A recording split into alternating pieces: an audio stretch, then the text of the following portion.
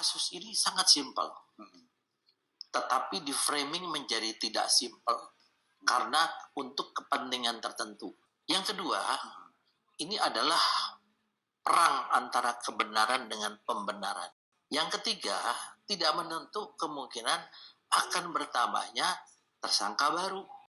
Orang yang mengatakan bahwa ijazah Pak Jokowi itu dibuat di pramuka, ternyata tidak, maka otomatis kan masuk tersangka baru, menyebarkan berita bohong melalui medsos, ya. Kemudian yang kedua, dia memfitnah, dia membuat perbuatan yang tidak menyenangkan, ya. Kemudian dia menghasut orang. Ini tentunya orang bicara itu ada konsekuensi hukum yang dihadapi. Sekarang tinggal kita cari Widodo kau cetaknya di bagian mana? Sudah 50 kios. Pasti dia jawabnya Pak Iman. Kan gitu aja. Selesai kan? Kita jangan bicara asli. Bukan kan asli bikinan pramuka lah. Nah, si Sandi ini meyakinkan bahwa yang dia upload itu asli. Terus dia cek ke Jokowi bilang asli. Terus dibawa ke Polda, kan asli nih. Berarti yang aslinya ini tetap di Jokowi sampai sekarang dipegang. Dan itu barang bukti yang boleh dibawa pulang. Selama ini barang bukti tidak boleh dibawa pulang. Nah, ini dibawa pulang. Nah, tapi yang ada di KPU itu pasti yang hasil salinannya. Iya, salinannya. Termasuk yang dikirim ke Jogja, yang dikirim ke UGM, yang dipertahankan UGM, ini asli bikinan dia. Ini yang 2012 dipaksakan dicocokkan.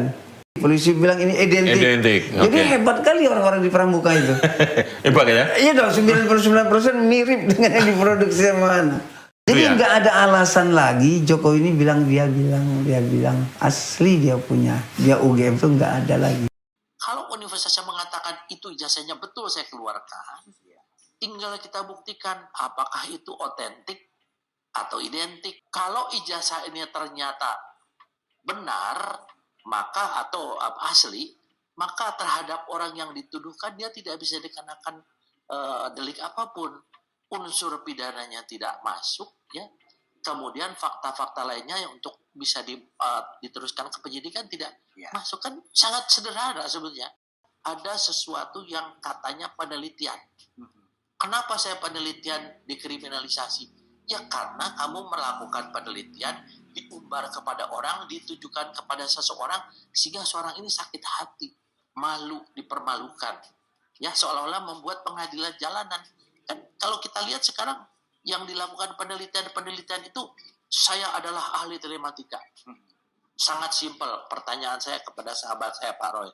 Apakah Pak Roy punya latar belakang pendidikan tentang telematika? Tidak, yang saya tahu beliau adalah latar belakangnya magister kesehatan dan ahli komunikasi, bukan telematika. Kemudian punya sertifikat nggak punya. Kemudian dokter Tifa ahli dan lain sebagainya. Orang meneliti ijazah itu tentunya yang harus diteliti adalah benda atau objek yang otentik dan yang otentik, ya. Kalau dikatakan namanya primary evidence, saya sebagai seorang penyidik tidak ada itu namanya primary evidence itu yang namanya bukan otentik, ya.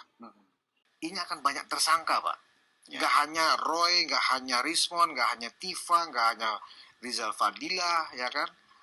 Nggak hanya Egy Sujana, tapi banyak tersangka. Kira-kira penjelasan Pak Arianto gimana itu?